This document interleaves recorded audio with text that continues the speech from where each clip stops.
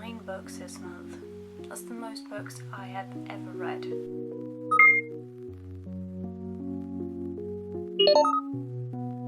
Three DNFs this month, which is kind of sad because, to be honest, I used to be that kind of person that was like, I'm never going to DNF a book because once I start it I need to finish it. Although since I've started to read romance, however, I have noticed that I have some very specific requirements, I should say.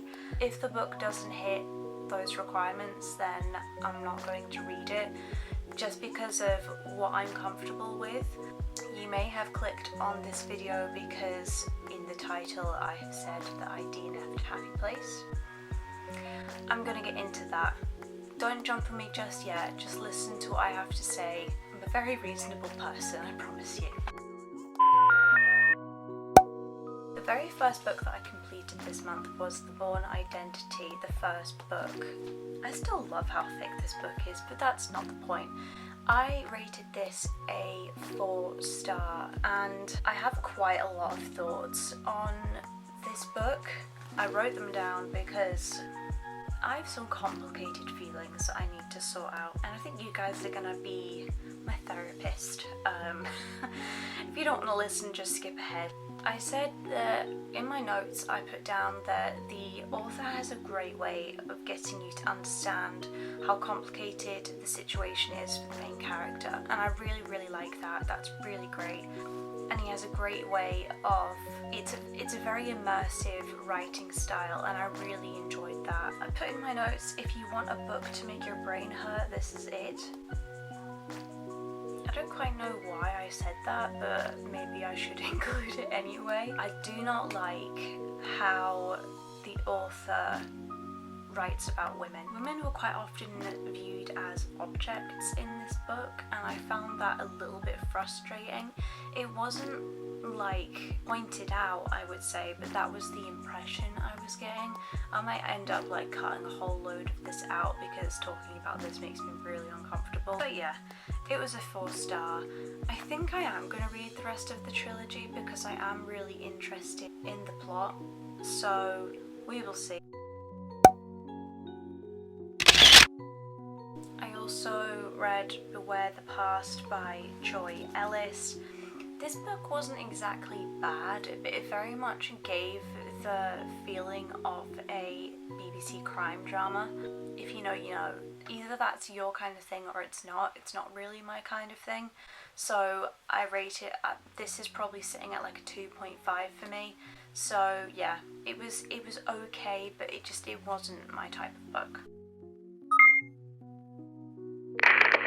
Then, thank goodness, after all of those emotions, I read Wartime Brides by Lizzie Lane. I spoke about this in my latest video. This is a 5-star. It was absolutely fantastic. I did it in under 12 hours. If you want to hear more of my in-depth thoughts on this book, I will link my video for you to go and watch that. Amazing. I'm going to keep an eye out for Lizzie Lane's other books. Then we have the first DNF of the month, which is Merchanter's Luck. Again, not really a bad book, but I just wasn't really feeling it. It's quite an old book, so the language is different.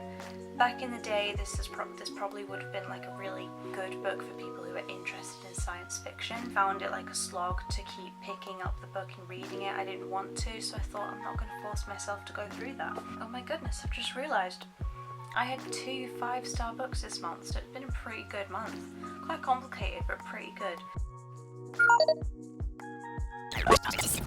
The Village Shop for Lonely Hearts by Alison Sherlock. Incredible. 5 stars, perfect in every single way. This is the book that made me understand what I am looking for in a romance. I love this book so much. It basically makes me think of if Richard Osman and Travis Baldry had a romance baby.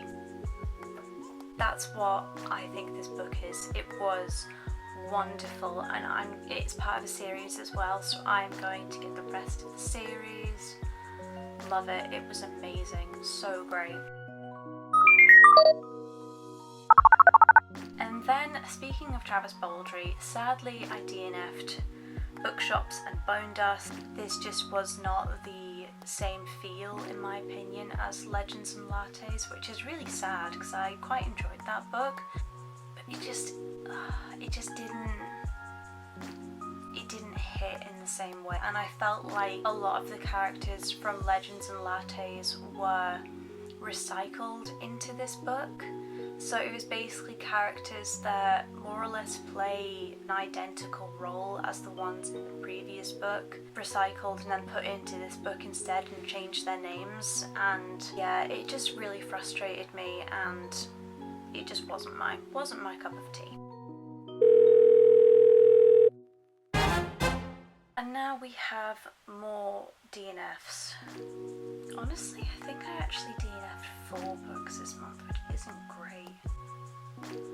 But I did get like 2 5-star reads, so maybe it works out as equal. I DNF'd 10 Arrows of Iron by Sam Skies. I was really disappointed by this because I really wanted to get into this book. It looked really great, and the map on the inside looks awesome, but I just felt like the language between the characters was way too aggressive. This is probably some people's like 5-star book, like they probably absolutely love this book, but it was not for me, which is really sad. But the fact that I DNF'd this book and Happy Place has just made me understand how picky I am with books and how I really want to not always go in blind to stories, because if I can't talk about the book in depth with you guys, I think it's a bit of a shame. So yeah, he's not necessarily a bad writer by any means. I just didn't really like the fact that there was swearing on each page. I felt like the way the characters spoke to each other was aggressive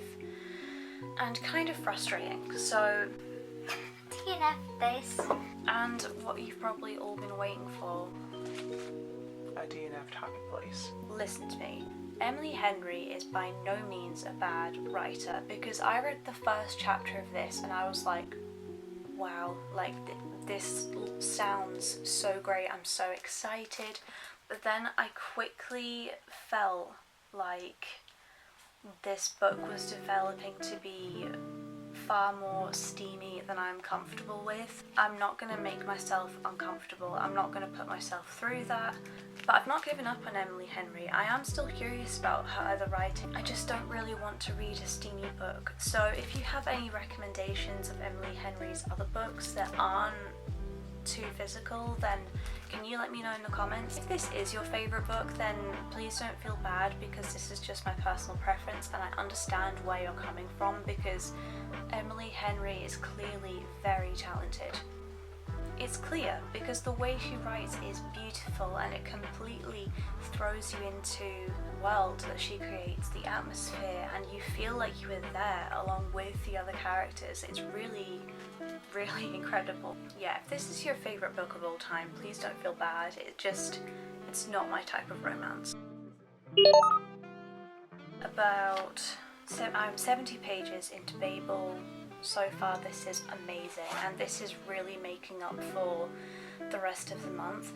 It's been a very complicated reading month now that I look back. It's been 2 5-star reads, a 2-star and 3-star. I can't even remember. Books that I have read have either been amazing for me or they've been just absolutely no. So it's been a very extreme reading month. Yeah, this I think is probably going to save me from a book slump, because I really felt like I've been leaning in that direction. I haven't finished it yet. I talk a little bit about it, I think, in a bookish vlog coming soon. I can't wait to read the rest of it because I think it's going to be really, really great. And the last book that I am currently in the middle of, it's an audiobook, is The Song of the Marked by S.M. Gaither. This is currently sitting at like a 3-star. It's a good little fantasy if you want to listen to it, read it to pass the time. The mistake I have made, I think, is listening to the audiobook, because the narrator does... Oh gosh, I'm so sorry, but the narrator does terrible accents. I'm sorry. I was born in Scotland, okay, and I have heard I was brought up listening to authentic Scottish accents.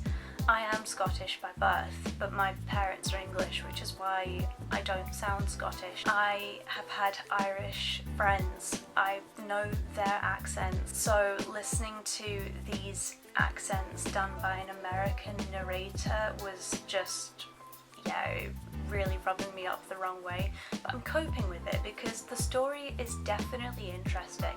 I do think you should listen to it. The premise is really cool. So overall, I am going to finish that. I've only got like 5 hours left of the audiobook. I'm looking forward to June starting fresh. Speaking of June, we're going to talk about my now June TBR, which you have seen before because, like we know, I have the smallest TBR in the world. Despite the fact that I have done book haul lately, I'm not counting those books as part of my physical TBR yet because I want to finish these books first. They were on the list first. So we're going to get through them. I have this beautiful stack. Winston Churchill. This is not going to be interesting to some of you at all who are watching this.